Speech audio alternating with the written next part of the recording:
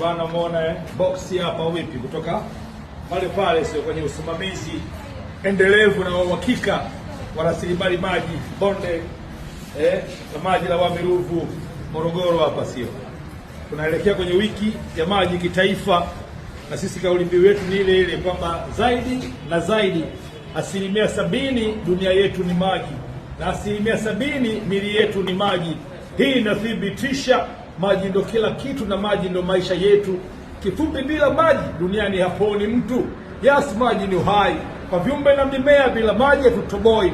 Basi tusidharau kutunza vyanzo vyake, wananchi na wadau, kila mmoja kivyake, mtu asijisahau kutimiza wajibu wake.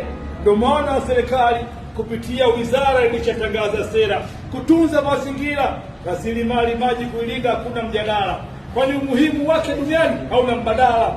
Tupende tusipende, lazima tuvilinde vyanzo vya maji, pia twende kutoa ushirikiano kwa mamlaka za mabonde ili kusudi mambo yaende. Bonde la Wami Ruvu, bonde la Wami Ruvu, bonde la Wami Ruvu, tumesha kanyaga, twende. Wananchi kila upande wa bonde letu msikonde.